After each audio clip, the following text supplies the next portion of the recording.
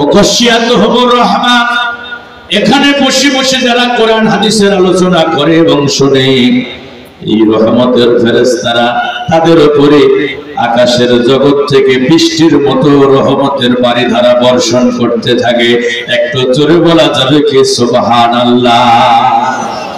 তাদের উপরে শুধু রহমত বর্ষণ হবে না, ওয়ানাযালাত আলাইহিমুস সাকিনা, তাদের উপরে সাকিনা নাজিল হবে, প্রশান্তি নাজিল হবে।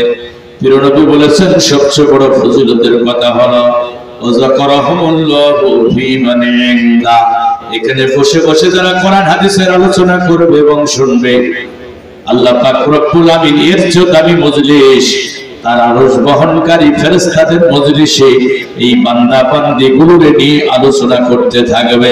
একটু জোরে বলা যাবে কি সুবহানাল্লাহ? এখানে আলোচনা হবে কার?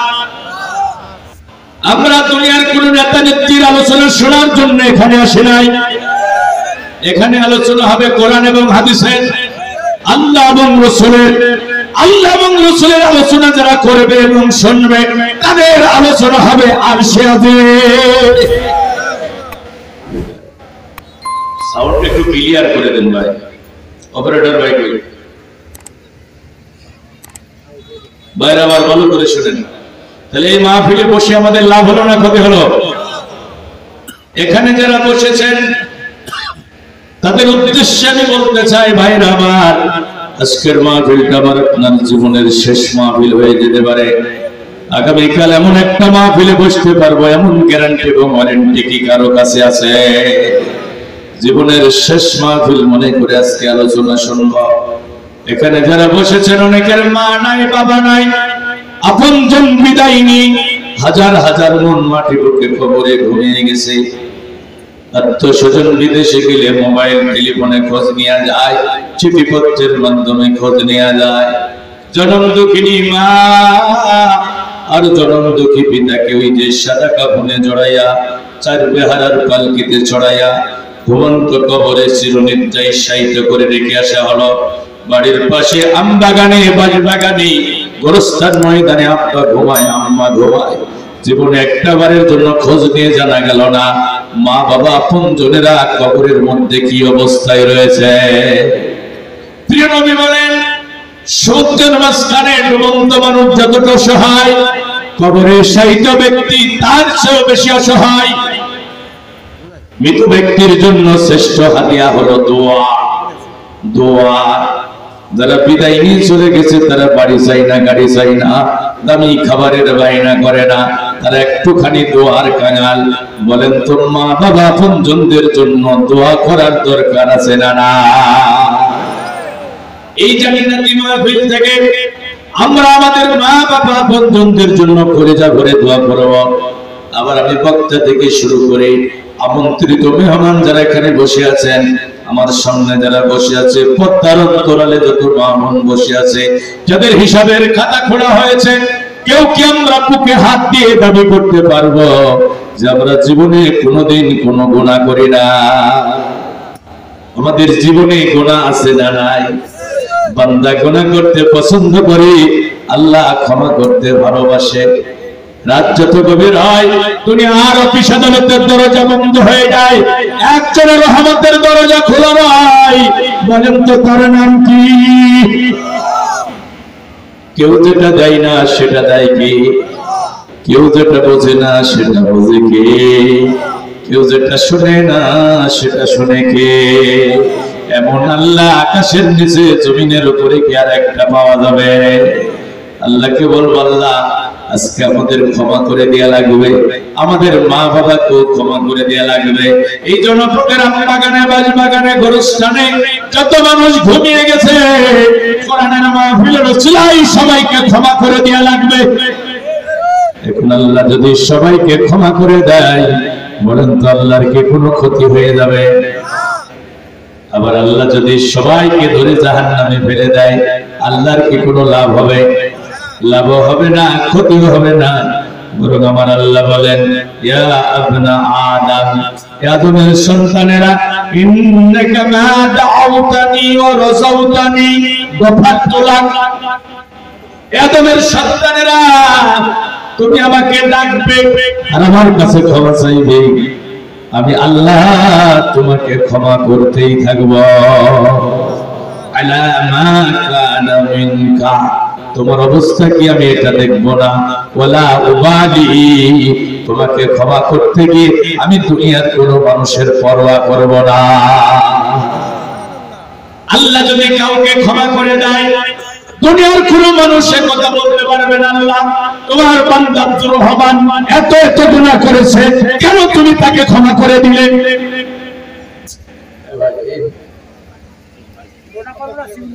চিকন করে দেবে। আল্লাহ যদি কাউকে ক্ষমা করে দেয়, কেউ কি আল্লাহর ক্ষমার বিরুদ্ধে আপিল করতে পারবে? দুনিয়ার জাজ কোর্ট যদি রায় দেয়, হাইকোর্টে আপিল করার সুযোগ আছে। হাইকোর্ট যদি রায় দেয়, সুপ্রিম কোর্টের অ্যাপ্লাইড ডিভিশনে আপিল করা যায়। সুপ্রিম কোর্ট যদি রায় দেয়, রাষ্ট্রপতির কাছে ধর্ণা দেওয়া যায়। কিন্তু আল্লাহ যদি কাউকে ক্ষমা করে দেয়, আল্লাহর ক্ষমার বিরুদ্ধে কেউ কি আপিল করতে পারবে? ভাই আল্লাহ বলছেন, ইয়া বনি আদম, হে আদমের সন্তানেরা, লাউ বালাগাত যুনুবুকা আলাস সামাই, তোমার গুনাহ যদি দুনিয়ার সীমানা পেরিয়ে আমার আকাশের জগৎকে অতিক্রম করে, আমার আকাশের জগৎ পর্যন্ত পৌঁছে যায়, সুম্মাস্তাগফারতানি, এই অবস্থায় যদি তুমি আমার কাছে ক্ষমা চাও, গফারতু লাক, আমি তোমার রব বলছি তোমাকে ক্ষমা করে দেয়া হবে। আলা মা কানা মিনকা, তোমার অবস্থা কি আমি এটা দেখব না। ওয়ালা উবালি, তোমাকে ক্ষমা করতে গিয়ে দুনিয়ার কোনো মানুষের পরোয়া আমি করব না। সুবহানাল্লাহ। এমন আল্লাহ আকাশের নিচে জমিনের উপরে কার একটা পাওয়া যাবে? এই মাহফিল থেকে আমরা আমাদের জীবনের গুনাহগুলো আল্লাহর কাছে ক্ষমা চেয়ে নিয়ে আমাদের মা বাবার জন্য ক্ষমা প্রার্থনা করে আমরা আমাদের গন্তব্যে ফিরে যাব ইনশাআল্লাহ। জোরে বলেন ইনশাআল্লাহ। আজকাল শরীয়ত সম্মত ওজর ছাড়া উঠা বসা করা যাবে না। খুব হৃদয় দিয়ে কথাগুলো শুনবেন। জীবন পরিবর্তনের জন্য একটা মাহফিল যথেষ্ট।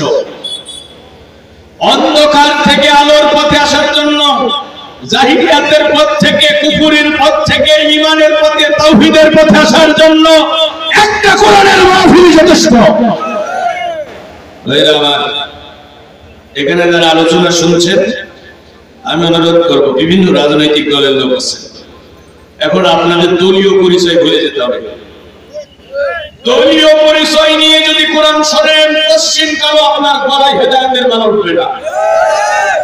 আপনাকে এখন আল্লাহর বান্দা হিসাবে কোরআন শুনতে হবে। কে কোন দল করবে না ভুলে যেতে হবে। আমরা দলীয় পরিচয় নিয়ে এখানে বসে নাই। এই যে মাহফিলে বসেছেন আল্লাহর কোরআনের শ্রোতা হিসাবে। কোরআন শুনতে হবে নিরপেক্ষ দৃষ্টিকোণ থেকে। দলীয় চেতনা যদি মাথার ভিতরে থাকে, কোরআনের বক্তব্য যখন আপনার দলের বিপক্ষে চলে যাবে, যত ভালো কথাই বলা হোক না কেন, আপনার মাথায় আর ঢুকবে না। এই জন্য দলীয় পরিচয় বলে যাবে। এখন আমাদের একটা পরিচয়, আমরা মুসলিম। আমরা কার বান্দা? জোরে বলেন। আমরা আল্লাহর বান্দা। আমাদের রব আল্লাহ, আমাদের দ্বীন ইসলাম, আমাদের নেতা মুহাম্মদুর রাসূলুল্লাহ সাল্লাল্লাহু আলাইহি ওয়াসাল্লাম। রাদিতু বিল্লাহি রাব্বা ওয়া বিল ইসলামি দীনান ওয়া বিমুহাম্মাদিন সাল্লাল্লাহু আলাইহি ওয়াসাল্লাম নবিয়্যা ওয়া রাসূলা। আল্লাহকে রব, ইসলামকে দ্বীন, আর মুহাম্মদ সাল্লাল্লাহু আলাইহি ওয়াসাল্লামকে নবী এবং রাসূল হিসেবে পেয়ে আমরা খুশি হয়ে গেছি।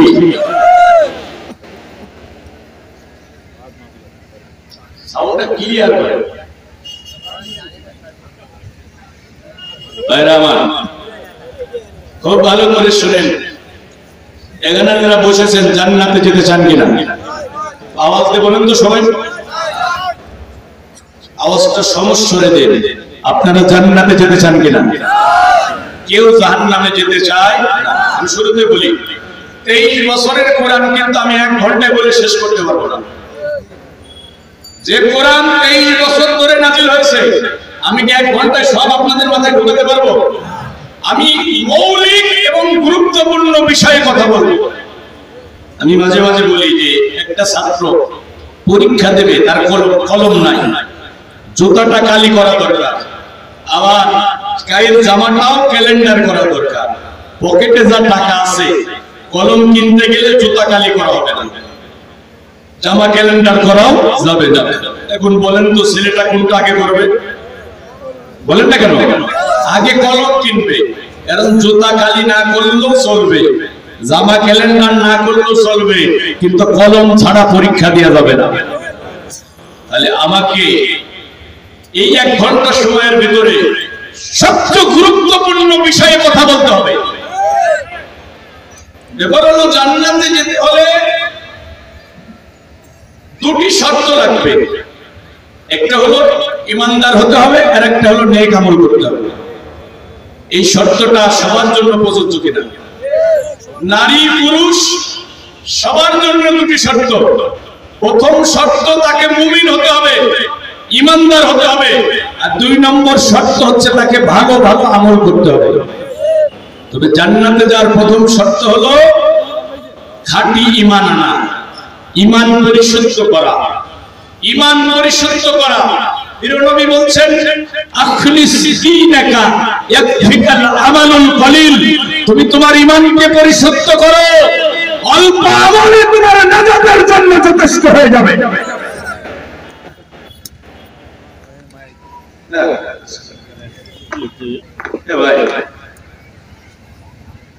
ঈমান পরিশুদ্ধ করো, অল্প আমলই তোমার নাজাতের জন্য যথেষ্ট হবে। সবার আগে ঈমান। লালমনিরহাটের মুসলমানেরা শোনো, সবার আগে ঈমান। ইসলামে ঢোকার একটা গেট আছে, একটা তরুণ দ্বার আছে, ওই গেটের নাম হলো ঈমান। ঈমানের গেট দিয়ে আপনাকে ইসলামে ঢুকতে হবে, ইসলামের খাতায় নাম লেখাতে হবে।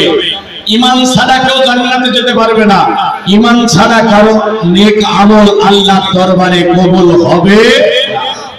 ঈমান হলো 1, নেক আমল হলো 0। একের পাশে একটা 0 বসান, একের মান 10, আর একটা 0 বসান 100, আর একটা বসান 1000, আর একটা বসান 10,000। এভাবে একের পাশে 0 বসাবেন যত, একের মান বেড়ে যাবে তত। কিন্তু আপনার একই নাই। 0 বসাতে বসাতে যদি রাজধানী ঢাকা পর্যন্ত নিয়ে যান, একবিহীন 0-র কি কোনো দাম আছে ভাই? একবিহীন 0-র যেমন দাম নাই, ঈমান ছাড়া নেক আমলের দাম নাই। ঈমান ছাড়া একজনও জান্নাতে যেতে পারবে না। قال النبي صلى الله عليه وسلم والذي نفسي بيده لا تدخلون الجنة حتى تؤمنوا। প্রিয় নবী বলেছেন, ওই আল্লাহর নামে কসম করে বলছি, তোমাদের ভিতরে একজনও জান্নাতে ঢুকতে পারবে না, একজনও জান্নাতে যেতে পারবে না যতক্ষণ না তারা ঈমানের দাবিতে বিশ্বাস স্থাপন করবে। তার মানে ঈমান ছাড়া কেউ জান্নাতে যেতে পারবে না। যত নেক আমল আপনি করেন না কেন, আপনার ঈমান যদি খাঁটি না হয়, আপনার নেক আমল আল্লাহ বাতিল করে দেবেন। ওয়া মাইয়াকুর বিল ঈমানি ফাকাদ হাবিতা আমালুহু ওয়া হুয়া ফিল আখিরাতি মিনাল খাসিরিন। সূরা মাইদার 5 নম্বর আয়াতের শেষের দিকে আল্লাহ বলতেছেন, যারা ঈমান আনতে অস্বীকৃতি জ্ঞাপন করবে, আল্লাহ তাদের জীবনের সব ভালো আমল বাতিল করে দেবে। আখিরাতের জীবনে তারা ক্ষতিগ্রস্ত হবে। আমার ভাইয়ের হাসরের ময়দানে আল্লাহ সর্বপ্রথমে দেখবেন আপনার ঈমানটা খাঁটি আছে কিনা। আপনার ঈমানের ভিতরে শিরক, আপনার ঈমানের ভিতরে কুফরি, আপনার ঈমানের ভিতরে নেফাকে ইতিকাদি, আপনার ঈমানের ভিতরে তাগুতের গোলামি। এখন যদি দুনিয়া পরিমাণ নেক আমল আপনার থাকে, আল্লাহ বলেন ফালা নুকিমু লাহুম ইয়াউমাল কিয়ামাতি ওয়াজনা। আপনার এই নেক আমল আল্লাহ মিজানের পাল্লায় ওজনই দেবে না। وقدمنا إلى ما عملوا من عمل فجعلناه هباء منثورا। বেঈমানদের ভালো আমল আল্লাহ হাসরের ময়দানে পাথর ধুলা বানিয়ে আকাশে মিশিয়ে দেবেন। তাহলে সবার আগে ঈমান। বলেন সবার আগে, কথা বলেন না, সবার আগে জান্নাতে যাওয়ার প্রথম শর্ত হলো ঈমান। ঈমান ছাড়া কারো আমল কবুল হবে না, ঈমান ছাড়া কেউ জান্নাতে যেতে পারবে না।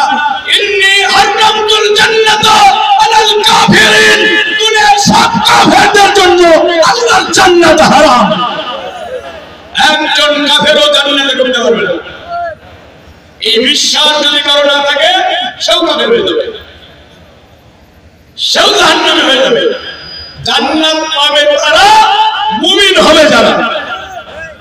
মুমিন ছাড়া, ঈমানদার ছাড়া একজনও জান্নাতে যেতে পারবে। আপনারা কি আমার সাথে একমত? একমত হতেই হবে, কারণ কোরআন হাদিস আমরা পড়ে যতটুকু দেখেছি, জান্নাত হলো মুমিনদের জন্য। রাসূলুল্লাহর আপন চাচা আবু তালিব 45 বছর রাসূলকে মুখের ভিতরে রেখেছে। জন্মের আগে বাবা নাই, 6 বছর বয়সে মা নাই, 8 বছর বয়সে দাদা নাই। দুনিয়ার তিনদের সন্তান বিশ্ব নবী চাচা আবু তালিব, কলিজার টুকরা সন্তান হযরতে আলী, কলিজার টুকরা সন্তান হযরতে জাফর, কলিজার টুকরা সন্তান হযরতে আকিল, কলিজার টুকরা মেয়ে উম্মে হানিকে যতটা না বেশি ভালোবাসতেন, ওই এতিম মুহাম্মদকে তার চেয়ে বেশি ভালোবাসতেন।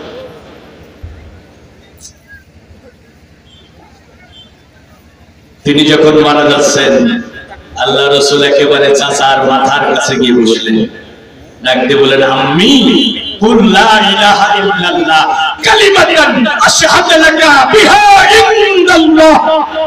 আমার চাচা জীবনের এই গড়ন্ত বিকেলে শুধু একটা বার বলেন, লা ইলাহা ইল্লাল্লাহ, আমি আল্লাহর আদালতে দাঁড়িয়ে আপনার ঈমানের সাক্ষী দেব। অন্য বর্ণনা এসেছে রাসূলুল্লাহ বলেছেন, আমি আল্লাহর সাথে ঝগড়া করে হলো আপনাকে জান্নাতে নিয়ে যাব। আবু তালেব কি কালেমা পড়েছে? তিনি কালেমা পড়তে চাচ্ছিলেন, কিন্তু কাফেররা প্ররোচিত করলো, আবু তালিব তুমি মক্কার এত বড় নেতা, মরণের ভয়ে বাপদাদার ধর্ম ত্যাগ করে মুহাম্মদের দ্বীন গ্রহণ করবা, এটা তো তোমার জন্য খুবই বেমানান। আবু তালিব কালেমা পড়লো না, বেঈমান অবস্থায় মারা গেল। আমি আপনাদের কাছে জানতে চাই, রাসূলুল্লাহ কি চাচা আবু তালিবকে জান্নাতে নিয়ে যেতে পারবেন? চাচা আবু তালিব জাহান্নামে যাবে। সারা দুনিয়ায় সারা দুনিয়ার উলামায়ে কেরাম, ফুকাহায়ে কেরাম, মুহাদ্দিসিনে কেরাম এর ব্যাপারে একমত। তবে জাহান্নামীদের ভিতরে আবু তালিবের সবচেয়ে কম শাস্তি হবে। জাহান্নামের আগুনের তৈরি করা জুতা তার পায়ে পরাইয়া দেওয়া হবে, মাথার মগজগুলো টকবক করে ফুটতে থাকবে। আল্লাহ রাসূলকে এত ভালোবাসা দিয়েছেন, ঈমান না থাকার কারণে জান্নাতে যেতে পারবে? রাসূলুল্লাহ বলছেন, আমি আমার চাচার জন্য দোয়া করতেই থাকবো, দোয়া করতেই থাকবো যতক্ষণ না আমার আল্লাহ আমাকে নিষেধ করেন। আল্লাহ কোরআনে আয়াত নাজিল করে রাসূলকে নিষেধাজ্ঞা জারি করলেন, মা কানা লিন-নবিয়্যি ওয়াল্লাযীনা আমানু আইয়াস্তাগফিরু লিল মুশরিকিন। নবী এবং মুমিনদের উচিত হবে না মুশরিকদের জন্য দোয়া করা। লাউ কানু উলি কুরবা, যদিও তারা তাদের নিকটাত্মীয় হয়, কারণ তাদের জন্য জাহান্নাম নির্ধারণ করেছে কে? তাহলে ভাইরা আমার, ঈমান মজবুত করতে হবে, ঈমান পরিশুদ্ধ করতে হবে, এরপরে নেক আমলের প্রতিযোগিতা করতে হবে যদি জান্নাতে যেতে হয়। এখন প্রশ্ন হলো আমরা তো পারিবারিক ভাবে ঈমান পাইছিলাম, ঈমান আনার জন্য আমাদের রাসূলের সাহাবীদের মতো ত্যাগ তিতিক্ষা পরীক্ষা দেয়া লাগে না। ঈমানের জন্য আমাদের কুরবানি করা লাগে না। আল্লাহর নবীর সাহাবীরা কি সহজে ঈমান পাইছে? ইতিহাসের পাতা খুলে দেখেন, বেলাল ঈমান এনেছে, শুধু এতটুকু অপরাধ, তার গলায় রশি বেঁধে মরুভূমির উত্তপ্ত বালিকা রসের উপরে শোয়া দেওয়া হয়েছে, বুকের উপরে পাথর চাপিয়ে দেওয়া হয়েছে, চাবুকের আঘাতে আঘাতে বেলালের সমস্ত শরীর ক্ষত বিক্ষত করে দেওয়া হয়েছে। মক্কার এমন কোন রাজপথ ছিল না যেখানে কিতুদাই বেলালের বুকে রক্ত ঝরে না। ঈমান এনেছে হযরত ইয়াসার, শুধু এতটুকু অপরাধ, কাফেররা একটা পায় এক টুকের সাথে বেঁধেছে, হযরত ইয়াসারের একটা পায়ের এক টুকের সাথে বেঁধেছে, দুইটা উট দুই দিকে চালিত করে দিয়েছে, বাস যেমন দ্বিখণ্ডিত হয়ে যায়। রাসূলের সাহাবী হযরত ইয়াসার ঈমানের জন্য জীবন্ত দ্বিখণ্ডিত হয়েছে। সুমাইয়ার লজ্জাস্থানের উপরে বল্লভের আঘাত করে শহীদ করে দেওয়া হয়েছে। হযরতে খাব্বাবকে ধরেছে, জ্বলন্ত আগুনের উপরে শোয়া দিয়েছে, পিঠের চামড়া আর চর্বিগুলো গলে গলে খাব্বাবের পিঠের নিচের আগুন নিভে গেছে। এত কষ্ট তারা করেছে ঈমানের জন্য। আমরা তো খুব সহজে পারিবারিক ভাবে ঈমান পেয়ে গেছি। এই লালমনিরহাটের আল্লাহর বান্দারা, আমরা যদি হিন্দুর ঘরে জন্মগ্রহণ করতাম, ঈমান পাওয়া সহজ ছিল না কঠিন ছিল? একজন নও মুসলিমের কাছে ডাক দিয়ে বলবেন, ঈমান আনতে গিয়ে তার জীবনের ত্যাগ কোরবানি দেখবেন। মা ছিল, বাবা ছিল, ভাই বোন ছিল, বাড়ি ঘর ছিল, সব ছেড়ে তাকে খালি হাতে ইসলামে আসতে হবে। আপনারা তো খুব সুন্দরভাবে পারিবারিক ভাবে ঈমান পেয়ে গেছেন, এজন্য ঈমানের গুরুত্ব বোঝেন না। আজকে আমি আলোচনা করব একজন মুসলমান কিভাবে কাফের হয়ে যায়, মুসলমানের ঈমান কিভাবে নষ্ট হয়, এটা জানার দরকার আছে না নাই? মুসলমান কিভাবে কাফের হয়, ঈমান কিভাবে নষ্ট হয়, নওয়াকিদুল ইসলাম, একজন মুসলমান কি কারণে ইসলাম থেকে খারিজ হয়ে যায়, কি কি কারণে কাফের হয়ে যায়, আজকে আমি আপনাদের মাথার ভিতরে ঢোকানোর জন্য চেষ্টা করব। কি জানার দরকার আছে না নাই? ভাইরা আমার, ফজরের সময় ওযু করেছেন, ওই ওযু কি এখন আছে? এমন কিছু নিষিদ্ধ কাজ আছে যে কাজগুলো করলে ওযু নষ্ট হয়ে যায়। নামাজে দাঁড়িয়েছেন, এমন কিছু নিষিদ্ধ কাজ আছে যে কাজগুলো করলে নামাজ নষ্ট হয়ে যায়। হজ করতে গেছেন, এমন কিছু নিষিদ্ধ কাজ আছে যে কাজগুলো করলে হজ নষ্ট হয়ে যায়। রোজা রেখেছেন, এমন কিছু নিষিদ্ধ কাজ আছে যে কাজগুলো করলে রোজা নষ্ট হয়ে যায়। ঈমান এনেছেন, ঈমান আনার পরে এমন কিছু নিষিদ্ধ কাজ আছে, এমন কিছু মারাত্মক অপরাধ আছে যে অপরাধগুলো করলে মুমিনের ঈমানও নষ্ট হয়ে যায়। এখন আমার দেশের মুসলমানেরা ওযু ভঙ্গের কারণ জানে, আমার দেশের মুসলমানেরা নামাজ ভঙ্গের কারণ জানে, রোজা ভঙ্গের কারণ জানে, হজ ভঙ্গের কারণ জানে। এই যে ইবতেদায়ী মাদ্রাসায় পড়ে, নুরানি মাদ্রাসায় পড়ে ছোট ছোট বাচ্চাগুলো, ওদেরকে সামনে দাঁড় করাইয়া জিজ্ঞাসা করেন, ও ছেলে বলো তো কি কারণে ওযু নষ্ট হয়? ওই ছেলেগুলো মুখস্থ বলে দেবে।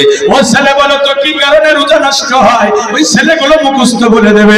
ও ছেলে বলো তো কি কারণে নামাজ নষ্ট হয়? এই ছেলেগুলো মুখস্থ বলে দেবে।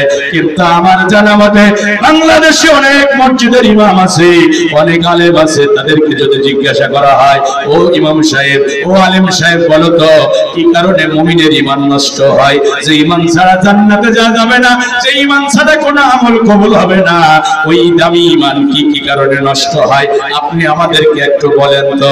আমার জানা মতে বাংলাদেশের অনেক মসজিদের ইমামও এই প্রশ্নের উত্তর দিতে পারবে না। কথা বলুন ঠিক কিনা? আমাদের এই ভারতীয় বাংলাদেশে আমলের আলোচনা যত করা হয়, ঈমানের আলোচনা একেবারে করা হয় না। অথচ সবার আগে ঈমান। এ ভাই, আমার কথা কি আপনারা বুঝতে পারছেন? খুব মনোযোগ দিয়ে কথাগুলো শুনবেন, কারণ কেউ যদি বেঈমান হয়ে মারা যায়, জাহান্নামে ঢুকবে, কোনদিন বের হতে পারবে না। বেঈমানরা চিরস্থায়ীভাবে জাহান্নামে থাকবে। আর আপনি ঈমান নিয়ে মারা গেছেন, আপনার কিছু সাধারণ গুনাহ আছে, আল্লাহ আপনাকে সাধারণ ক্ষমার আওতায় ফেলে দিতে পারেন, অথবা কোন শাফায়াতকারী আপনাকে শাফায়াত করে জান্নাতে নিয়ে যেতে পারেন, অথবা আল্লাহ যদি আপনাকে জাহান্নামে দিয়েও দেয়, ঈমান থাকার কারণে আবার আপনি জান্নাতে যেতে পারবেন। কিন্তু বেঈমান হয়ে মারা গেলে জাহান্নামে ঢুকবেন, কোনদিন বের হতে পারবেন না। এখন কি কারণে মুমিনের ঈমান নষ্ট হয়, কি কারণে মানুষ বেঈমান হয়ে যায়, একটু জানার দরকার আছে না নাই? 10টা কারণে একজন মুসলমান কাফের হয়ে যায়। জোরে বলেন কয়টা? আমি কথা বলবো না, এত দূর পথ রাস্তা, আসলে সাউন্ড আনছিল ভাই। আমি খুব গুরুত্বপূর্ণ বিষয়ে কথা বলতেছিলাম, এত দূর পথ থেকে আসছি ভাই জার্নি করে। আসলে শুনেন, 10টা কারণে মুমিনের ঈমান নষ্ট হয়। জোরে বলেন কয়টা? সবাইকে বলতে হবে কয়টা কারণে? 10টা কারণে মুসলমান কাফের হয়। আবারও বলছি কয়টা? 10টা কারণে একজন মুসলমান কাফের হয়ে যায়। নওয়াকিদুল ইসলাম, ইসলাম ভঙ্গের কারণ হলো 10টা। যদিও ঈমান ভঙ্গের কারণ অনেক অনেক অনেক, তবে এই 10টা কারণের ভিতরে সব কারণগুলো নিহিত রয়েছে। সারা দুনিয়ার ফুকায়ে কেরাম একমত, যতগুলো কারণ ঈমান নষ্ট হয়, আমি এই 10টা কারণ 10 জুম্মা আমার মসজিদের মুসল্লিদেরকে শুনিয়েছিলাম। 10টা বিষয়ের উপরে 10 জুম্মা আলোচনা করেছি এবং তাদের হাতে একটা লেকচার শিট দিয়েছি যে তোমাদের ঘরের যারা দরজায় লাগায় রাখবা, এই ঈমান ভঙ্গের কারণগুলোর ব্যাপারে তোমরা নিজেরা জানবা, স্ত্রীর সন্তানদেরকে জানাবা। কারণ কেউ যদি বেঈমান হয়ে মারা যায়, খানায় কাবার ইমাম এসে জানাজার নামাজ পড়ালো, তার ভাগ্যে আর জান্নাত জুটবে না। তো আমি আজকে একটা কারণ বলবো। কয়টা? আগেই বলেছি যে 23 বছরের কোরআন আমি একদিনে মাথায় ঢোকাতে পারবো না। যে অপরাধটা, ঈমান ভঙ্গের যে কারণটা বাংলাদেশের মেজরিটি পার্সেন্ট মুসলমানের চরিত্রের ভিতরে আছে, আমি এই একটা কারণ আজকে বলবো। আমার লেখা বই আছে ঈমান বিনষ্টের কারণ, এটা একটা বই। আর একটা বই আছে অর্থ বুঝে কালেমা পড়ি, পরিচ্ছন্ন ঈমান করি। ঈমান আনতে হয় কিভাবে, ঈমান আনার পূর্ব শর্ত কি, ঈমান নষ্ট হয় কি কারণে, ঈমান বাড়ে কি কাজে, ঈমান কমে কি কাজে, এই ব্যাপারে আমার লেখা বই আছে। অর্থ বুঝে কালেমা পড়ি, পরিচ্ছন্ন ঈমান করি। আর একটা বই হলো ঈমান ভঙ্গের কারণ, ঢাকা হুদা পাবলিকেশন আমার এই বই প্রকাশ করেছে। ভাইরা আমার, কোরআনের জ্ঞান অর্জন করা ফরজ। 1 নম্বর ফরজ হলো ঈমানের জ্ঞান অর্জন করা। 1 নম্বর ফরজ হলো ঈমানের জ্ঞান অর্জন করা। আল্লাহ বলেছে ফা'লাম আন্নাহু লা ইলাহা ইল্লাল্লাহ। লা ইলাহা ইল্লাল্লাহর মাধ্যমে তুমি কিসের ঘোষণা দিয়েছো এ ব্যাপারে জ্ঞান অর্জন করো। ভাইরা আমার, আমি আবারও বলছি, জীবন পরিবর্তন হয়ে যাবে। আলোচনাটা শুনেন। ঈমান ভঙ্গের যতগুলো কারণ আছে, আমি একটা কারণ নিয়ে আলোচনা করব। এই আলোচনা আমি সারা দেশে করছি, কারণ নবীজি বলেছেন ইয়াতি আলান নাসি জামানুন ইসতামিউনা ফিল মাসাজিদ লাইসা ফীহিম মুমিনুন। এমন একটা জামানা আসবে, এমন একটা জামানা অচিরেই আসবে, লোকেরা মসজিদে নামাজের জন্য সমবেত হবে, লাইসা ফীহিম মুমিনুন, সেখানে একজনও ঈমানদার খুঁজে পাওয়া যাবে না। ইউসবিহু রাজুলু ফীহা মুমিনান ওয়া ইউমশি কাফিরান ওয়া ইউমশি মুমিনান ওয়া ইউসবিহু কাফিরান। লোকেরা সকালে মুমিন থাকবে, সন্ধ্যায় কাফের হয়ে যাবে, সন্ধ্যায় মুমিন থাকবে, সকালে কাফের হয়ে যাবে। লোকেরা দুনিয়ার মোহে পড়ে, দুনিয়ার স্বার্থ হাসিল করতে গিয়ে ঈমান বিক্রি করে ফেলবে। নবীজি আবার বলছেন as-sabiru minhum ala dinihi kal qabidi ala al-jamar। হাতের উপরে আগুনের কুণ্ডলী রাখা যতটা কঠিন হবে, ঈমানের উপরে দাঁড়ায়া থাকা তার চেয়ে বেশি কঠিন হবে। ওই জামানাটা এসেই গেছে নাকি আসবে? আসবে, চলে এসেছে। এজন্য ঈমানের আলোচনা করার দরকার আছে না? না ও মুসলমানেরা শোনো, যতগুলো কারণে মুমিনের ঈমান নষ্ট হয়, তার মধ্যে একটা কারণ হলো এই যে কোরআন আল্লাহ নাজিল করেছে, এই কোরআনের কোন একটা বিধান যদি কোন মুসলমান অপছন্দ করে, ভালো করে শুনেন, অস্বীকার করেছে এমনটি না, বিরোধিতা করেছে এমনটি না, এই কোরআনের কোন একটা বিধান যদি কোন মুসলমান অপছন্দ করে, তার ঈমান এবং আমল দুইটাই নষ্ট হয়ে যাবে। আসেন জায়গা মতো, কত মুসলমান এখানে ধরা পড়বে দেখেন। আমার ঈমান ভঙ্গের যতগুলো কারণ আছে, ওর মধ্যে একটা কারণ হলো কোরআনের কোন বিধান অপছন্দ করা। আবারও বলছি, ঈমান ভঙ্গের যতগুলো কারণ আছে, তার মধ্যে একটা কারণ হলো আল্লাহর কোরআনের কোন একটা বিধান অপছন্দ করা। অস্বীকার করেছে এমনটি না, বিরোধিতা করেছে এমনটি না, কোরআনের কোন একটা বিধান অপছন্দ করলেই তার ঈমান এবং নেক আমল সব বাতিল করে দেবেন যিনি, তিনি কে? আল্লাহ। আরো জোরে বলেন আল্লাহ। আচ্ছা, দলিল ছাড়া জমির দাম নাই, দলিল ছাড়া বক্তার বক্তৃতার দাম নাই। প্রতিটা কথার পিছনে কোরআন এবং হাদিসের অথেন্টিক দলিল থাকতে হবে। পাটগ্রামের মুসলমানেরা, আমার কথা যদি মন গড়া বানানো হয়, ভুলবশত হয় এটা ডাস্টবিনে ছুঁড়ে ফেলে দেবেন। কিন্তু কথা যদি হয় কোরআন এবং হাদিসের, কথা যদি হয় আল্লাহ এবং রাসূলের, শুনতেও হবে, মানতেও হবে। শুনেন শুনেন, দুটি জায়গায় আনুগত্য হবে শর্তহীন। চোখ বন্ধ করে দুইটা জায়গায় আনুগত্য করতে হবে, আর পৃথিবীর সব জায়গায় আনুগত্য হবে শর্তযুক্ত। ইসলামের মূল থিওরি বোধের মাথার ভিতরে ঢোকান। কথাটা আল্লাহ বলেছে, কথাটা রাসূল বলেছে, এখানে কোনো যুক্তি পেশ করা যাবে জোরে বলেন না কেন? আল্লাহ বলেছে, রাসূল বলেছে, একজন মুমিনের এতটুকু বক্তব্য হবে, আইয়াকুলু সামি'না ওয়া আতা'না, আমি শুনলাম এবং মেনে নিলাম। আমার কথা কি বুঝতে পারছেন? আল্লাহ বলেছে, রাসূল বলেছে, মুমিন হবে যারা, তারা শুধু এতটুকু বলবে, ও আল্লাহ তুমি বলেছো, তোমার রাসূল বলেছে, আমার কোনো ওজর নাই, আমার কোনো যুক্তি নাই, আমার কোনো আপত্তি নাই, আমি শুনলাম এবং মেনে নিলাম। কথা কি বুঝতে পারছেন ভাই? হ্যাঁ, এখন কথা আমার আল মামুন শুভ ভাই বলেছে, কথা চেয়ারম্যান বলেছে, কথা হাসান আল মামুন বলছে, কথা মেম্বার সাহেব বলছে, কথা আমার মা বাবা বলছে, কথা আমার স্বামী বলছে। এখন একটা মানার নীতিমালা হলো, সূরা নিসার 59 নম্বর আয়াত পড়ে দেখেন, আল্লাহ নীতিমালা দিয়েছেন, ফাইন তানাজাতুম ফি শাইইন ফারুদ্দুহু ইলাল্লাহি ওয়া রাসূল। আমার নেতার কথা, আমার মার কথা, আমার বাবার কথা, আমার পীরের কথা, আমার ইমামের কথা, আমার বক্তার কথা আমি আল্লাহ এবং রাসূলের কাছে ফিরিয়ে দেব, কোরআন এবং হাদিসের কাছে ফিরিয়ে দেব। কোরআন হাদিসের সাথে মিলে গেলে মেনে নেব, না মিললে ডাস্টবিনে ছুঁড়ে ফেলে দেব। আল্লাহ এবং রাসূলের নাফরমানি করে কারো আনুগত্য করা যাবে? এই যে স্বামীর এত মর্যাদা, রাসূলুল্লাহ বলছেন, কোন স্বামীর পা থেকে মাথা পর্যন্ত যদি ক্ষত সৃষ্টি হয়, আর এই ক্ষত থেকে রক্ত আর পুঁজ যদি বের হয়, আর কোন স্ত্রী যদি জিহবা দিয়ে স্বামীর ক্ষতস্থানের ওই রক্ত আর পুঁজ ছেটে ছেটে দেয়, তারপরে একজন স্ত্রী তার স্বামীর হক আদায় করতে পারবে না। সুবহানাল্লাহ বলেন।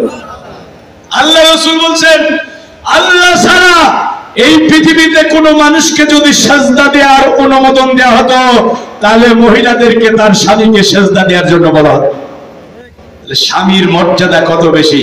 এখন স্বামী যদি স্ত্রীকে বলে, ঈদুল ফিতর উপলক্ষে সিনেমা হলে একটা নতুন সিনেমা আসছে সাকিব খানের, চলো আমি তুমি আর আমার বন্ধু বান্ধবী মিলে সবাই দেখতে যাই, স্ত্রী যদি সিনেমা হলে না যায়, স্ত্রীর কি গুনাহ হবে? আরে কথা বলেন না কেন? হ্যাঁ, আল্লাহ রাসূলের নাফরমানি করে পৃথিবীতে কারো আনুগত্য করা যাবে? আনুগত্য হবে ভালো কাজে, কোন অন্যায় কাজে আনুগত্য করা যাবে না। ভালো করে শুনেন, এখন ঈমানদার হতে হলে এই বিসমিল্লাহর বা থেকে, কোরআনে বিসমিল্লাহর বা থেকে সূরা নাসের সিন পর্যন্ত যা আছে সব মানার কমিটমেন্ট দিয়ে ঈমানদারের খাতায় নাম লেখাতে হবে। এখন কাফের হওয়ার জন্য কোরআনের সব বিধান অস্বীকার করা লাগবে না। কোরআনের কোন একটা বিধান যদি অপছন্দ করে, তাহলে তার ঈমান নষ্ট হয়ে যাবে, তার নেক আমলও বাতিল হয়ে যাবে। তার দৃষ্টান্ত আমি দিচ্ছি। বলুন তো, ইবলিস শয়তান আল্লাহর হুকুম অস্বীকার করেছে কয়টা? কথা বলে না, সবাই মিলে বলেন। ইবলিস আল্লাহর হুকুম অস্বীকার করেছে কয়টা? আর আমল আমার আপনার চেয়ে বেশি না কম? 6 লক্ষ বছর আল্লাহর গোলামি করেছিলাম, 30,000 বছর বাইতুল মামুর তাওয়াফ করেছিল, 14,000 বছর ফেরেশতাদের মজলিসে ওয়াজ নসিহত করেছে। এত আমল সে করেছে, মুআল্লিমুল মালায়েকা হয়ে গিয়েছিল, ফেরেশতাদের মুআল্লিম হয়েছে। আদম আলাইহিস সালামকে সৃষ্টি করে আল্লাহ আনুগত্যের সেজদা দেওয়ার জন্য বললেন, ইবলিস সেজদা দিল না। তাকে জিজ্ঞাসা করা হলো, কেন সেজদা দিলে না? আমি তোমার রব, তোমাকে অর্ডার করেছি। সে তখন যুক্তি পেশ করলো, খলাকতানি মিন নার খলাকতাহু মিন তিন। ও আল্লাহ, তুমি আমাকে আগুন দ্বারা সৃষ্টি করেছো, আর আদমকে মাটি দ্বারা সৃষ্টি করেছো। আগুন প্রজ্বলিত করলে ঊর্ধ্বগামী হয়, আর মাটি আকাশের দিকে ছুড়ে দিলে নিম্নগামী হয়। আনা খায়রুম মিনহু, আমি আদমের চেয়ে শ্রেষ্ঠ। আদম আমাকে সেজদা করবে, আমি আদমকে নয়। আল্লাহ চূড়ান্ত সিদ্ধান্ত কোরআনের পাতায় জানিয়ে দিলেন, ওয়াস্তাকবারা ওয়া কানা মিনাল কাফিরিন। সে অস্বীকার করলো এবং অহংকার করলো, যার কারণে সে কাফের হয়ে গেল। এখন আমি আপনাদের কাছে জানতে চাই, বলেন তো ইবলিস আল্লাহর হুকুম অস্বীকার করেছে কয়টা? 14,000 বছরের ওয়াজ নসিহত বাতিল, 30,000 বছরের তাওয়াফ বাতিল, 6 লক্ষ বছরের ইবাদত বন্দেগী বাতিল। সে এখন অভিশপ্ত শয়তান। জান্নাতে কি তার জায়গা আছে? জান্নাত থেকে আল্লাহ তাকে বের করে দিলেন। হুকুম অস্বীকার করেছে কয়টা? ইবলিস কাফের হয়ে গেল আল্লাহর একটা হুকুম অস্বীকার করার কারণে। অনুরূপ ভাবে আল্লাহ বলছে, আমি কোরআন নাযিল করেছি, আমার এই কোরআনের কোন বিধান যদি কেউ অপছন্দ করে, তার ঈমানও চলে যাবে, তার নেক আমলও বাতিল হয়ে যাবে। আমি দলিল দিয়ে দিচ্ছি, আপনারা লিখে নেন। কোরআন পড়তে পারেন না, বাংলা তরজমা কোরআন বাজারে আছে না নাই? ও মুসলমানেরা, কত ফিজিক্স পড়েছো, কেমিস্ট্রি পড়েছো, বায়োলজি পড়েছো, কত নোবেল পড়েছো, নাটক পড়েছো, তসলিমার উপন্যাস পড়েছো, রবীন্দ্রনাথের সাহিত্য পড়েছো। আকাশের জগৎ থেকে আল্লাহ পাক রব্বুল আমিন তোমার জন্য রহমতের যে গ্রন্থ নাজিল করলো, হেদায়েতের যে গ্রন্থ নাজিল করলো, কোরআন খুলে তোমার দেখা হলো না? এই কোরআনের এখন বাংলাদেশি প্রায় 43টা তাফসীর বাংলায় অনুবাদ হয়েছে। আপনি এক সেট তাফসীর কিনে বাড়িতে রাখেন, অথবা বাংলা তরজমা একটা কোরআন খুলে আপনি দেখেন, কোরআনুল কারীমের 47 নম্বর সূরা, সূরা মুহাম্মদের 8 এবং 9 নম্বর আয়াত পড়ে দেখেন। আল্লাহ পাক রব্বুল আমিন কি সুন্দর করে বলে দিলেন, ওয়াল্লাযীনা কাফারু ফাতাসাল্লাহুম ওয়া আদাল্লু আমালাহুম। যারা কুফরি করবে তাদের জন্য রয়েছে দুর্ভোগ, তাদের জন্য রয়েছে ধ্বংস। আল্লাহ তাদের সব আমল বাতিল করে দেবেন। সারা জীবনে যারা যত নেক আমল তারা করেছে, আল্লাহ তাদের নেক আমল বাতিল করে দেবেন। কি কারণে তারা কাফির হবে, কি কারণে তাদের নেক আমল বাতিল হবে, পরের আয়াতে আল্লাহ ব্যাখ্যা করে জানিয়ে দিলেন, যালিকা বিআন্নাহুম কারিহু মা আনজালাল্লাহু ফাহাবাতা আমালাহুম। এই কারণে ওরা কাফের, এই কারণে ওদের নেক আমল আমি আল্লাহ বাতিল করে দেব। আমি যে কোরআন নাযিল করেছি, এই কোরআনের বিধান তাদের পছন্দ হয় না। কি হয় নাই? অস্বীকার করেছে এমনটি না, পছন্দ করে নাই, তাই আমল বাতিল। এখন আমাদের দেশে অপছন্দ শুধু করে না, মাথায় গামছা বেঁধে বিরোধিতা করে। বলবো এই কোরআনে কিছু আনুষ্ঠানিক ইবাদত বন্দেগীর কথা আছে না নাই? যেমন ঈমান আনার পরে আল্লাহ বলেছে, আকিমুস সালাত, নামাজ কায়েম করো। ঈমান আনার সাথে সাথে সালাত কায়েম করতে হবে, এটা কার হুকুম? ফজরের পূর্বে যদি কেউ ঈমানের ঘোষণা দেয়, ফজরের সালাত জামাত আদায় করা লাগবে। জোহরের পূর্বে যদি ঈমানের ঘোষণা দেয়, জোহরের সালাত জামাতে আদায় করা লাগবে। ঈমান যেখানে, সালাত সেখানে। ঈমান এবং সালাত যমজ ভাই। সারা দেহের ভিতরে মাথার যেমন মর্যাদা, ইসলামী শরীয়তে সালাতের সেই মর্যাদা। ইমানদার দাবি করলে সালাত আদায় করা লাগবে। এখন বাংলাদেশে লক্ষ লক্ষ মুসলিম নারী পুরুষ আছে, বছরের পর বছর সালাত আদায় করে না, আছে না? না, মসজিদে আজান হয়, চায়ের দোকানে বসে থাকে, এক হাতে চায়ের কাপ, এক হাতে সিগারেট, কোনটা তুই কোনটাই টান মারবে, মিয়া ভাইয়ের মাথায় কাজ করবে না। ওই মৌলবীদের মতো এত খারাপ না, নামাজ না পড়লো আমার ঈমান ঠিক আছে। ও ভাই, ঈমানের ম্যাগনেট পাওয়ার যদি কারো ঠিক থাকে, মসজিদে আজান হওয়ার পরে কি সে আর স্থির থাকতে পারবে? কারো ঈমানের দৌলত যদি বুকের ভিতরে থাকে, আজান হওয়ার পরে তার ঈমান তাকে স্থির থাকতে দেবে না।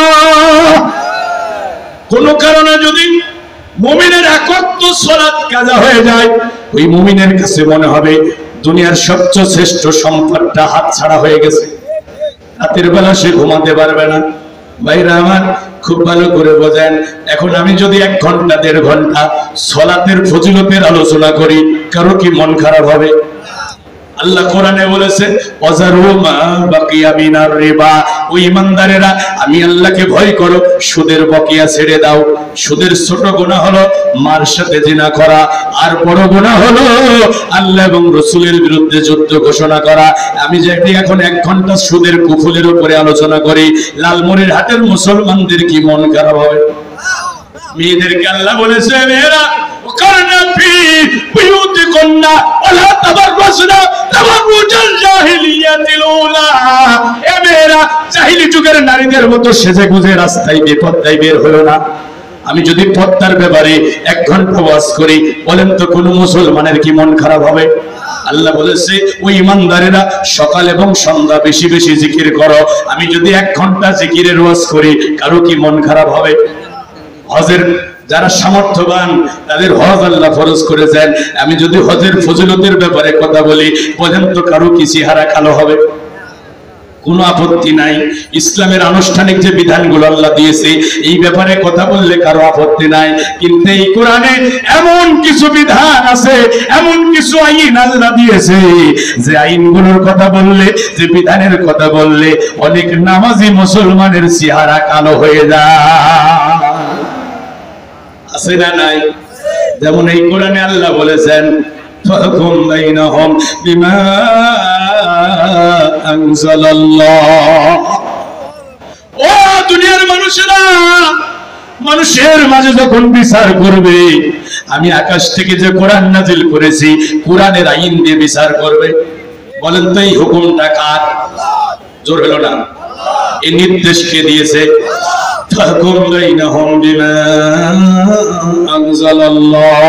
মানুষের মাঝে বিচার করো আমি আল্লাহর কোরআনের আইন দিয়ে।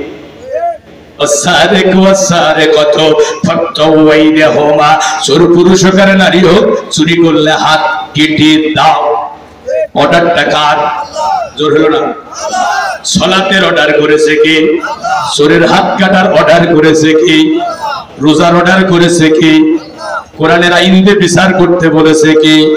যে আল্লাহ তোমাকে সালাতের নির্দেশ দিয়েছে, যে আল্লাহ তোমাকে রমজান মাসে রোজা রাখতে বলেছে, যে আল্লাহ তোমার উপরে হজ ফরজ করেছি, যে আল্লাহ তোমাকে সকাল সন্ধ্যা জিকির করতে বলেছে, ওই আল্লাহ তোমাকে কোরআনের আইন দিয়ে বিচার ফয়সালা করতে বলেছে।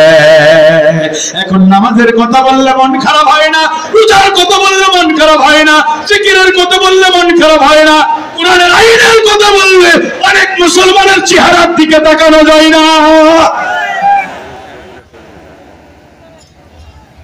এ ভাই, কষ্ট হচ্ছে আপনাদের? সাউন্ড আপনাদের কানে যাচ্ছে না?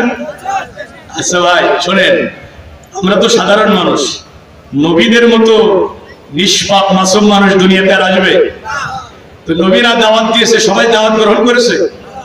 নূহ আলাইহিস সালাম 950 বছর দাওয়াত দিল, যাকে রিসালাতের দায়িত্ব দিয়ে আল্লাহ পাঠিয়েছেন। নূহ আলাইহিস সালামের এই দাওয়াত তার স্ত্রী গ্রহণ করলো না, তার ছেলেও গ্রহণ করলো। এখন আমি দাওয়াত দেব, সবাইকে আমার দাওয়াত কবুল করবে? কিছু মানুষের মাথার ভিতরে ঢোকবেই না। আমি তো কোরআন থেকে বলছি ভাই, আমি বানিয়ে বানিয়ে বলছি? এখন বলেন তো, আল্লাহ বলছেন আলা লাহুল খালকু ওয়াল আমরু, সাবধান, জেনে নিও, জেনে নিও, সৃষ্টি যার, আইন চলবে তার। আল্লাহর সৃষ্টি, আল্লাহর রাজত্বে আল্লাহর আইন চলবে। এখন আল্লাহর আইনের কথা শুনে যদি কারো চেহারা কালো হয়ে যায়, আল্লাহর আইন যদি কেউ অপছন্দ করে, তার ঈমান থাকবে না যাবে? আরে কথা বলেন না কেন? এখন এই কোরআনে আল্লাহ বলছে যে কোরআনের কোন বিধান যদি কেউ অপছন্দ করে সে কাফের হয়ে যাবে, তার নেক আমল আল্লাহ বাতিল করে দেবে। এখন আমি আপনাদের কাছে জানতে চাই, আল্লাহ রাসূল একদিকে মসজিদে নববীর ইমাম, আর একদিকে মদিনার প্রেসিডেন্ট, তিনি যে কোরআন দিয়ে মসজিদে নববীতে নামাজ ইমামতি করেছে, একই কোরআন দিয়ে তিনি মদিনার রাষ্ট্র চালিয়েছে। সেই কোরআন এখন আমাদের মাঝে আছে না নাই? কথা বলতে হবে। রাসূলুল্লাহর সেই কোরআন এখন আমাদের মাঝে আছে না নাই? এখন আল্লাহ রাসূল চোরের বিচার করলো কোরআনের আইন দিয়ে। আমাকে একজন বলছে, হুজুর আসলে এটা কি কোরআনে আছে? মানে সে যে মুসলমান এটা জানেই না, চোর চুরি করলে হাত কেটে দাও, এ আইন দিয়েছে কে? এইটা সে জানেই না। সে মনে করে ইসলাম মানে নামাজ, রোজা, দাড়ি, টুপি, জুব্বা। তো ইসলাম কমপ্লিট কোড অফ লাইফ, মুকাম্মাল হায়া ওয়ান নিজাম, ব্যক্তি জীবন থেকে শুরু করে আন্তর্জাতিক জীবন, রান্নাঘর থেকে বঙ্গভবন কিভাবে চলবে, এই কোরআনের নীতিমালা আছে না? এখন কিছু মানবেন, কিছু মানবেন না, সুবিধা মতো মানবেন, আর সুবিধা মতো ছেড়ে দেবেন, ইমানদার থাকা যাবে না। উদখুলু ফিস সিলমি কাফা, ইসলামে ঢুকতে হবে পরিপূর্ণ। বিসমিল্লাহর বা থেকে সূরা নাসের সিন পর্যন্ত গোটা কোরআন তোমাকে মেনে ইসলাম মুসলমান হতে হবে। ভাইরা আমার খুব ভালো করে বোঝেন, মক্কা বিজয়ের 3 দিনের মাথার ঘটনা। কুরাইশ বংশের অন্তর্ভুক্ত বানু মাকজুম গোত্রের সম্ভ্রান্ত পরিবারের মেয়ে। এ ভাই কষ্ট হচ্ছে আপনাদের? কোরআনের সলিড বক্তব্য দিচ্ছি, এটা যদি আপনার মাথায় না ঢোকে আমার করার কিছু নেই। ফাতিমা নামে একটা মেয়ে চুরি করেছেন, আল্লাহ রসুলের কাছে বিচার গেল, রাসূলুল্লাহ বিচারের রায় দিলেন কি দিয়ে? এই যে কিছু ভাই বলে বাকিরা বলে না, ব্যাপারটা বুঝলাম না। আল্লাহ রসুল বিচারের রায় দিলেন কি দিয়ে? আরো জোরে বলেন তো। চোরের বিচার কি হবে? হাত কেটে দাও। রাসূল বললেন হাত কেটে দাও।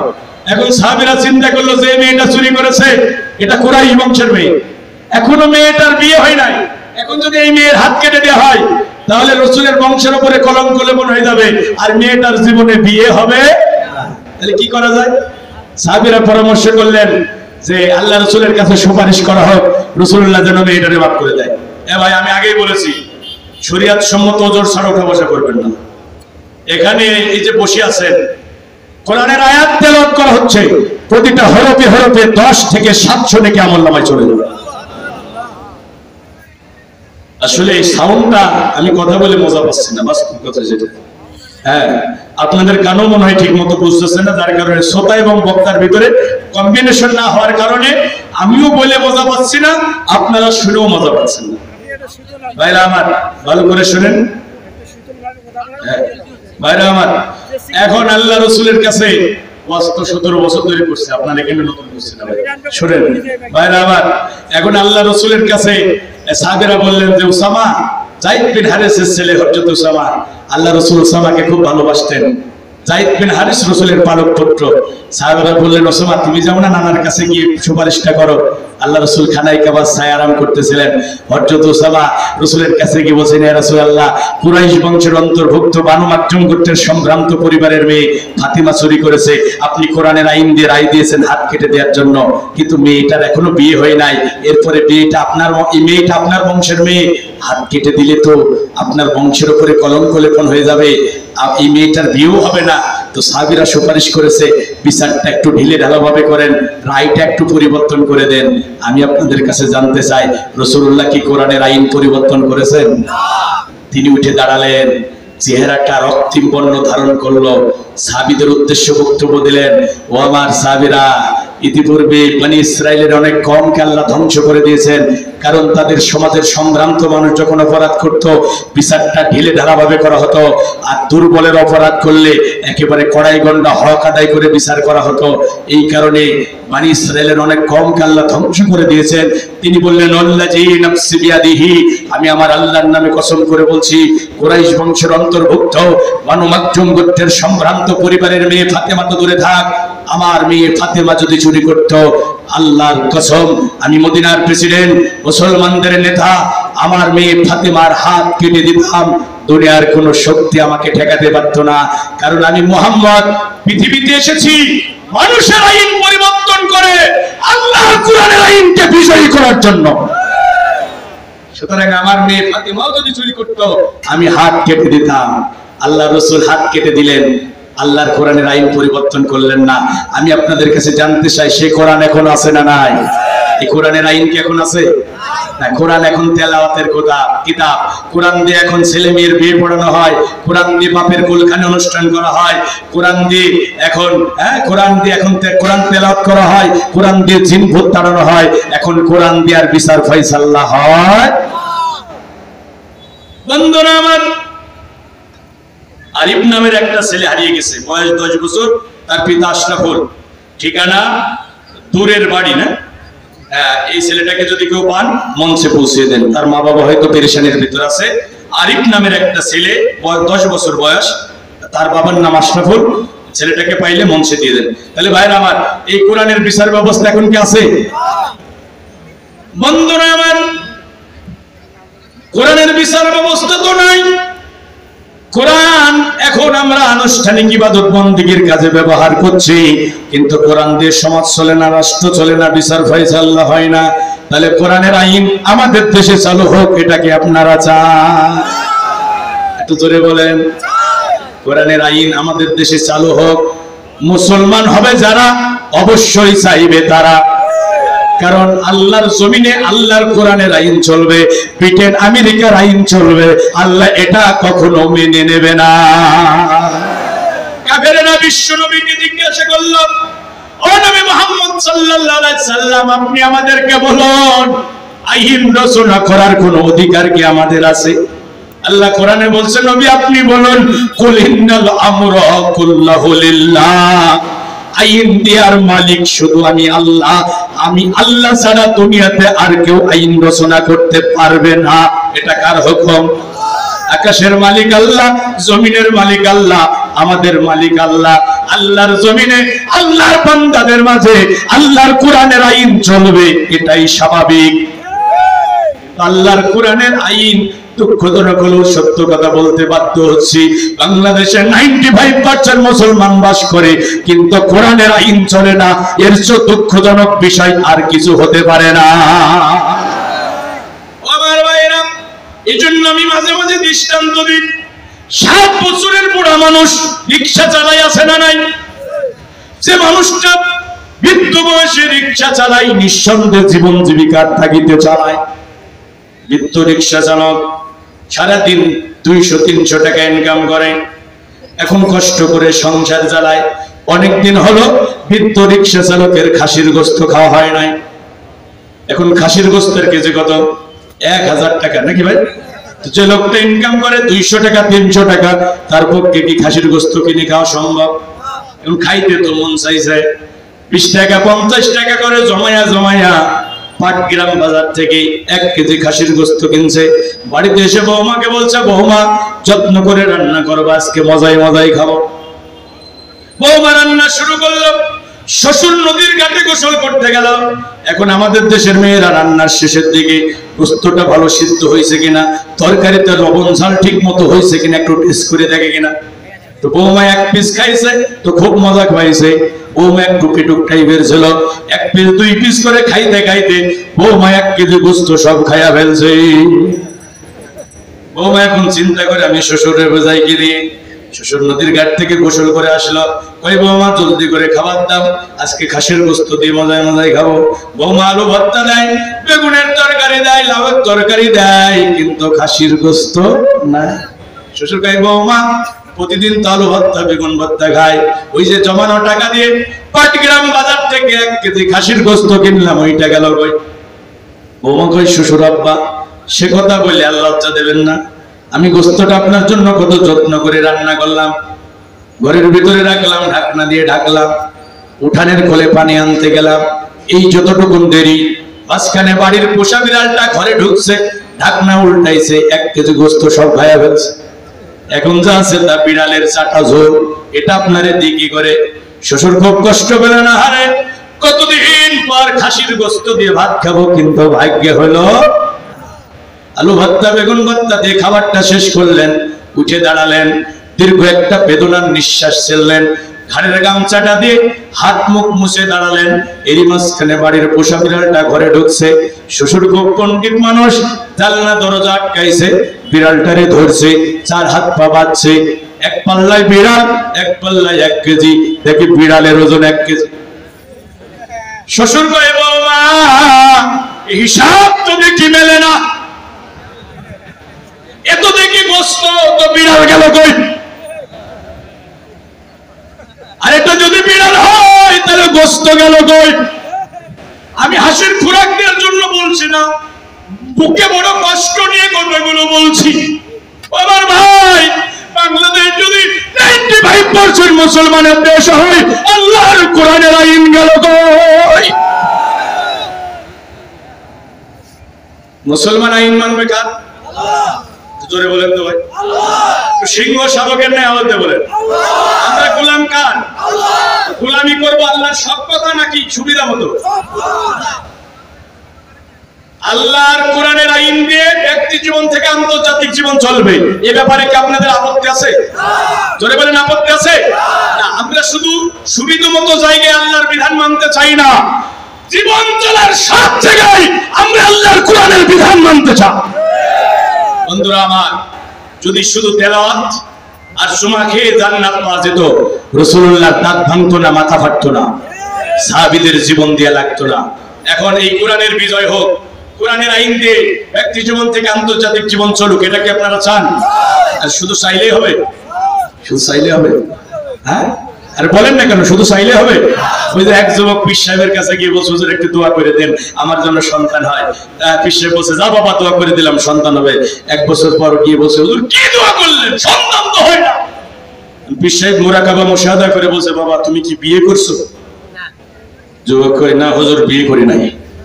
এখন যুবক বিয়ে করে নাই, সারা দুনিয়ার পীর সাহেবরা যদি দোয়া করে, বিয়ে না করে বাচ্চা কি হবে?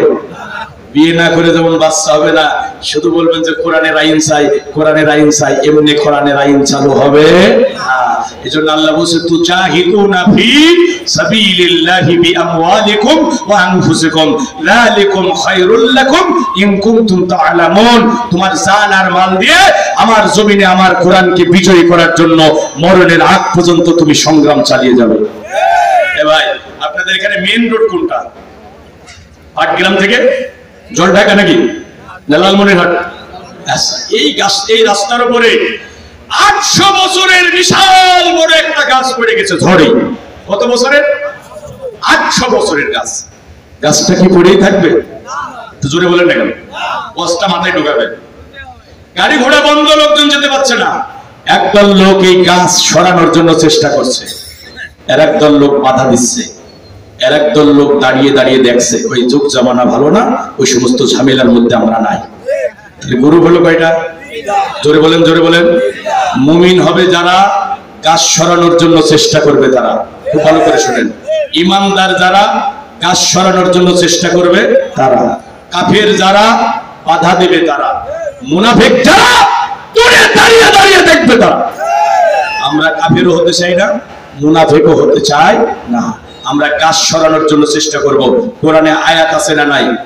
আল্লাযীনা আমানু ইউকাতিলুনা ফি সাবিলিল্লাহ, ঈমানদার হবে যারা আল্লাহর দ্বীনের জন্য লড়াই করবে তারা। আল্লাযীনা কাফারু ইউকাতিলুনা ফি সাবিলিত তাগুত, কাফের হবে যারা তাগুতি শক্তির পিছনে লড়াই করবে তারা। আর মুনাফিক হবে যারা, রাইতাল মুনাফিকিনা ইয়াসুদ্দুনা আনকা সুদুদা, মুনাফিক হবে যারা পাশ কাটিয়ে চলে যাবে তারা। ভাই, এটা আমার কথা না আল্লাহর কথা? বলুন হুজুর, আমাদের রাস্তায় তো গাছ পড়ে নাই, সরাবো কি? আপনাদের রাস্তায় গাছ পড়ায়নি। জান্নাতে যাওয়ার একটা রাস্তা আছে না নাই? আর জোরে বলেন না কেন? এই রাস্তার নাম কি? ইহদিনাস সিরাতাল মুস্তাকিমের রাস্তা ধরে জান্নাতে যেতে হবে। চেয়ারম্যান সাহেব গেল ওই রাস্তা, কোন নেতা গেল ওই রাস্তা, রিকশা চালকের জন্য একটাই রাস্তা। আচ্ছা ভাই, জান্নাতে যাওয়ার রাস্তা কয়টা? জোরে বলেন। আর জোর হলো না? লালমনিরহাটে যাওয়ার অনেক রাস্তা আছে, রংপুরে যাওয়ার অনেক রাস্তা আছে, কিন্তু জান্নাতে যাওয়ার রাস্তা একটা, আর জাহান্নামের রাস্তা অনেক। কোরআনুল কারীমে নূর শব্দ এক বছরে, আর জুলুমাত শব্দ বহু বছরে।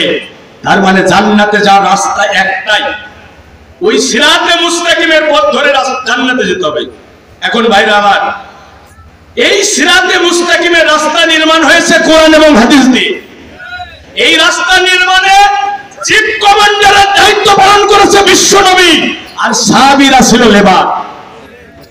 এ ভাই, এখন এই রাস্তা থেকে কোরআন হাদিস সরাইয়া দিয়েছে কত সালে জানেন? 1258 খ্রিস্টাব্দে। ভালো করে শোনেন, 1258 খ্রিস্টাব্দে এই রাস্তা ভেঙেছে। হালাকু খান বাগদাদ আক্রমণ করেছে, 22 লক্ষ মুসলমানের ভিতরে 19 লক্ষ মুসলমানকে হত্যা করে ফেললো।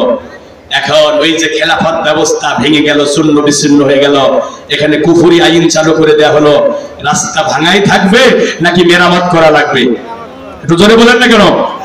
ইমানদার হবে যারা, এই কোরআন সুন্নাহ দিয়ে রাস্তা মেরামত করবে তারা। মেরামত যারা করবে তাদেরকে আল্লাহ সুসংবাদ দিয়েছে, এই রাস্তা মেরামতের কাজ যারা করবে 1 নম্বর পুরস্কার হলো আল্লাহ তাদের জীবনে তাদেরকে জাহান্নামের আগুন থেকে বাঁচিয়ে দেবেন। 2 নম্বর পুরস্কার হলো আল্লাহ তাদের জীবনের গুনাহ মাফ করে দেবেন। 3 নম্বর পুরস্কার হলো আল্লাহ তাদের এমন জান্নাত দান করবেন যে জান্নাতের নিচ দিয়ে ঝর্ণা দ্বারা প্রবাহিত হয়ে গেছে। একটু জোরে বলা যাবে কি সুবহানাল্লাহ। আরে মানো এই রাস্তা থেকে কাজ সরানোর চেষ্টা করবে যারা, 1 নম্বর পুরস্কার হলো জাহান্নামের আগুন থেকে বেঁচে যাবে তারা।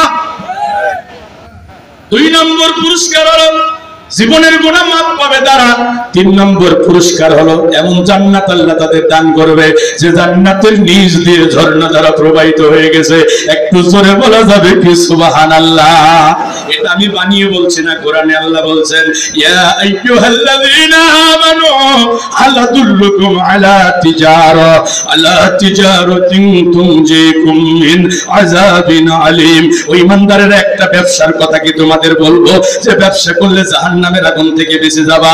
তুমিনুনা বিল্লাহি ওয়া রাসূলিহি ওয়া তুজাহিদুনা ফি সাবিলিল্লাহি বিআমওয়ালিকুম ওয়া আনফুসিকুম। জানার মাল দিয়ে আমার জমিনে আমার কোরআনের রাজ কায়েমের জন্য চেষ্টা করো। ইয়াগফির লাকুম যুনুবাকুম, জীবনের গুনাহ মাফ করে দেব। ওই দুখলকুম জান্নাতিন তাজরি মিন তাহতিহাল আনহার, এমন জান্নাত দান করব যে জান্নাতের নিচ দিয়ে ঝর্ণা ধারা প্রবাহিত হয়ে গেছে। একটু জোরে বলা যাবে কি সুবহানাল্লাহ। ভাই কষ্ট পাচ্ছেন আপনারা? এই সুসংবাদ দিয়ে দিয়েছে, রাগ হচ্ছে আপনাদের? আরে আমি এত দূর থেকে আসছি, এটা দুনিয়ার জান্নাতের বাগান। এখানে যেভাবে আমরা বসেছি আল্লাহর জান্নাতের ভিতরে যেন এইভাবে বসতে পারি। আল্লাহর কসম, এই চেতনা মাথায় নিয়ে আমি কথাগুলো বললাম। ও ভাই, আল্লাহ ওয়াদা করছে এই কোরআনকে বিজয় করার জন্য চেষ্টা করো, তোমাদের জাহান্নামের আগুন থেকে বাঁচিয়ে দেব, জীবনের যে ছোটখাটো গুনাহ সেটা মাফ করে দেব, আর এমন জান্নাত দান করব যে জান্নাতের নিচ দিয়ে ঝর্ণা ধারা প্রবাহিত হয়ে গেছে। সুবহানাল্লাহ। উপজেলা চেয়ারম্যান চলে যাবেন, আমিও শেষ করে দিচ্ছি ভাই, আপনাদের কষ্ট হচ্ছে আমি জানি, একটু 2 মিনিট বলে শেষ করব। এখন যদি শোনেন, এই কোরআনকে বিজয় করার জন্য যদি চেষ্টা না করেন তাহলে 3টা ক্ষতি হবে। কয়টা? এদিকে দেখেন, কয়টা? 1 নম্বর, হাসরের ময়দানে যখন আপনি উঠবেন আপনার চোখ 2টা অন্ধ করে দাও, চোখ বন্ধ হয়ে যাবে। এ ভাই, এই কোরআনের বিরোধিতা যারা করবে, এই যে কোরআনের প্রতিষ্ঠান ভালোবাসে না, কোরআনের আলেমদের ভালোবাসে না, এই কোরআনকে বিজয় করার চেষ্টা করবে না, 1 নম্বর ক্ষতি হলো হাসরের ময়দানে আল্লাহ তাদের চোখ 2টা অন্ধ করে দেবে, সূরা তাওহা। 2 নম্বর ক্ষতি হলো এই কোরআন তাদের বিরুদ্ধে মামলা করবে হাসরের ময়দানে। ঠিক আছে তো? কোরআন আপনার পক্ষে সাফায়াত করবে অথবা আপনার বিপক্ষে মামলা করবে। তাহলে 2 নম্বরে কোরআনের মামলার আসামি হবে। 3 নম্বর, রাসূলুল্লাহ তাদের বিরুদ্ধে মামলা করবে। আমি কোরআনের একটা আয়াত আমার রাতের ঘুম হারাম করে দিয়েছে। ও ভাই, আসলে এই যে 27 বছর যা কোরআন পড়লাম, যা শিখলাম, মন চাই 1 ঘন্টায় যদি আপনাদের মাথার ভিতর সব ঢুকাই দিতে পারতাম, কলিজাটা শান্তি লাগতো। আসলে কি সম্ভব ভাই? রাসূলুল্লাহ দাওয়াত দিচ্ছেন, যখন মানুষরা দাওয়াত কবুল করছে না, আল্লাহ রাসূল পাহাড়ের উপরে উঠছেন যে তিনি নিজেকে শেষ করে দেবে।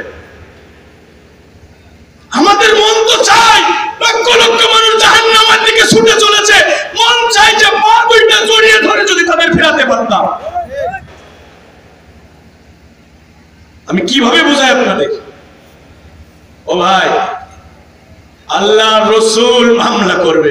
আরে আমরা তো সবাই জানি যে আল্লাহ রাসূল গুনাহগার উম্মতকে শাফাআত করে জান্নাতে নিয়ে যাবেন, তিনি একজন উম্মতকে ছেড়ে যাবেন না। কিন্তু আল্লাহ যে কোরআনে বলছে রাসূল একদল উম্মতের বিরুদ্ধে মামলা করবেন। কাদের বিরুদ্ধে? সূরা ফুরকান 30 নম্বর আয়াত। আমি শেয়ার আছে সূরা ফুরকান কত নম্বর? 30 নম্বর আয়াত। আপনি পড়ে গিয়ে দেখবেন, ও ক্বালা রাসূলু ইয়া রাব্বি, রাসূল বলবেন হে আমার রব, ইন্না কওমি ইত্তাখাযু হাযাল কুরআনা মাহজুরা, আমার মরণের পরে আমার উম্মতরা কোরআনকে পরিত্যক্ত অবস্থায় রেখেছিল। বছরের পর বছর তারা কোরআন পড়ে নাই, কোরআনের সাথে সম্পর্ক রাখে নাই, কোরআনকে সকল আইনের উপরে কোরআনের আইন প্রতিষ্ঠার চেষ্টা করে নাই। আল্লাহ, আমি এই উম্মতের বিরুদ্ধে তোমার আদালতে মামলা করলাম। এখন রাসূল যদি কারো বিরুদ্ধে মামলা করে, কোরআন যদি তার বিরুদ্ধে মামলা করে, আল্লাহ যদি তার চোখ বন্ধ করে আল্লাহ ভুলে যায়, সে আর জান্নাতে যেতে পারবে? আপনারা কি রসুলের মামলার আসামি হতে চান? আপনারা কি কোরআনের মামলার আসামি হতে চান? আপনারা কি হাসরের ময়দানে চোখ বন্ধ হয়ে দাঁড়াতে চান? তাহলে কোরআনের সাথে থাকার দরকার আছে না নাই? জোরে বলেন। এই যে ভাই, আজকে আলহামদুলিল্লাহ আমি একবারে চেয়ারম্যানদেরকে দিয়ে, আমি মেহমান আসছেন ব্যস্ততার ভিতরে, আমি একবারে দোয়া করতে চাচ্ছি। ভাই, বন্দুকের ট্যাগারে টিপ দিলে গুলি যেমন ফেরত আসে না, আজকের মাহফিলের দোয়া বলে আল্লাহ ফিরিয়ে দেবে না। তিন শ্রেণীর মানুষের দোয়া আল্লাহ ফিরিয়ে দেয় না। দাওয়াতুল মুসাফির, আল্লাহ বলছে মুসাফিরের দোয়া ফিরিয়ে দেওয়া হয় না। আপনারা মুকিম, আমি কোরআনের ফিরিয়ালা মুসাফির আপনাদের সাথে নিয়ে কলিজা বলে দোয়া করব। আজকে মেহমানদের মাথায় টুপি পরিয়ে দেওয়া হলো। যখন টুপি পরানো হচ্ছিল, রাসূলের হাদিস আমার সামনে ভেসে উঠল। হারে হাসরের ময়দানে, হাসরের ময়দানে একদল মা বাবার মাথায় নূরের মুকুট পরানো হবে। আল্লাহ রাসূল বলেন, মান করাল কোরআন ওয়া আমিলা বিমা ফীহি, যারা এই কোরআন পড়বে, কোরআন অনুযায়ী আমল করবে, উলবিসা ওয়ালিদাহু তাজামি ইয়াউমাল কিয়ামাহ, কিয়ামতের ময়দানে তার মা বাবার মাথায় নূরের মুকুট পরিয়ে দেওয়া হবে। এই টুপি যখন পরাতেছিলাম, আমার রাসূলের হাদিসটা সামনে চলে আসলো। নবীজি বলছেন, দাউহু আসানু মিন দাইয়িশ শামসি ফি বুয়ুতিদ দুনিয়া, ওই নূরের টুপি থেকে এমন আলো বিস্তৃত হবে, সূর্যের আলোকে মিলান করে দেবে। সুবহানাল্লাহ, জোরে বলবেন না? আল্লাহ রাসূল বলেন, লাউ কানাত ফীকুম ফামা যন্নুকুম বিল্লাযী আমিলা বিহাদা, যে ব্যক্তি কোরআন পড়েছে এবং আমল করেছে, তার মাথায় যদি এত সম্মানের টুপি পরানো হয়, মুকুট পরানো হয়, তাহলে যে ব্যক্তি কোরআনের উপরে আমল করেছে তার মর্যাদা কত বেশি হবে তোমরা কি কল্পনা করেছো? রাসূলুল্লাহ এখানে বলে শেষ করলেন না।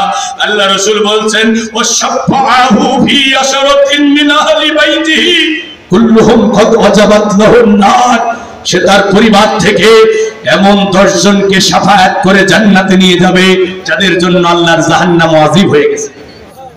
সুবহানাল্লাহ, জোরে বলবেন না? তাহলে এই কোরআনের মাদ্রাসার সাথে থাকার দরকার আছে না নাই? রাতের আধারে দিনের আলোতে প্রকাশ্যে গোপনে আমাদের যার যতটুকু সামর্থ্য আছে, আমাদের সামর্থ্য অনুযায়ী এই কোরআনের প্রতিষ্ঠানকে আমরা সাহায্য সহযোগিতা করব ইনশাআল্লাহ। ও ভাই, আপনি নিজে কোরআনের আলেম হতে পারেন নাই, নিজে কোরআন শিখতে পারেন নাই, আপনার ঘরে প্রতিদিন কোরআন তেলাওয়াত হয় না, কিন্তু এই মাদ্রাসায় প্রতিদিন কোরআনের তেলাওয়াত আছে না নাই? আজকে 2টা ছেলে দস্তর বন্ধ হলো, কি সৌভাগ্য আপনাদের, কি সৌভাগ্য আপনাদের। আল্লাহ বলেন, ফি কিতাবিন মাকনুন, এই কোরআনকে আমি গোপন কিতাবে সংরক্ষণ করেছি। গোপন কিতাব হলো কোরআনের হাফেজদের সিনা। ওই ছেলেটার বুকে 10 বছর 12 বছরের ছেলে গোটা কোরআন রেকর্ড করে দিয়েছে আল্লাহ সিনায়। ওখানে মাইক্রোস্কোপ লাগালে কি দেখা যাবে? এটা হচ্ছে গোপন কিতাব। আবার ইজা মাতাল ইনসান ইনকাতানহু আমালুহু ইল্লা মিন সালাসা, মানুষ তো মরে যায়, সব আমলই বন্ধ হয়ে যায়। নবীজি বলছে 3টা আমল জারি থাকে, মরে গেলে নামাজ আর হয় না, মরে গেলে আর রোজা হয় না, মরে গেলে হজ করা যায় না, মরে গেলে যাকাত দেওয়া যায় না, মরে গেলে 10টা টাকা আল্লাহর পথে খরচ করা যায় না। নবীজি বলছে 3টা আমল চলে। মসজিদ বানিয়েছো, মাদ্রাসা বানিয়েছো, রাস্তার পাশে টিউবওয়েল স্থাপন করে দিয়েছো, পিপাসিত মানুষ পানি পান করবে, মসজিদে আজান হবে, নামাজ হবে, কোরআন তেলাওয়াত হবে, মাদ্রাসায় ছেলেরা কোরআন শিখবে, কোরআনের আলেম হবে, দিক বিদিক ছড়িয়ে পড়বে, তারা মানুষকে কোরআন শেখাবে। কবরে চলে গেছেন, হয়তো 500টা টাকা, 50টা টাকা, 100টা টাকা দান করেছেন, ওই দান নিয়ে কবরে চলে গেছেন। আপনি কবরে শুয়ে শুয়ে সওয়াবের হাদিয়া পেতেই থাকবেন, পেতেই থাকবেন, পেতেই থাকবেন। মাদ্রাসা থাকবে যতদিন, আমল চলবে ততদিন। সুবহানাল্লাহ, জোরে বলবেন। আল্লাহ এই মাদ্রাসাকে কিয়ামত পর্যন্ত কবুল করুন। এই মাদ্রাসাকে আল্লাহ দ্বীনের মারকাজ বানিয়ে দিন, এলাকাবাসীর জন্য রহমত স্বরূপ কবুল করুন। আমরা বলছি আমিন। তাহলে ভাইরা আমার, আমরা কি কোরআনের সাথে থাকবো নাকি তো বিরোধিতা করব? কোরআনের সাথে থাকবো তো। সকল বিধানের উপরে কার বিধান? সকল বিধানের উপরে কার বিধান?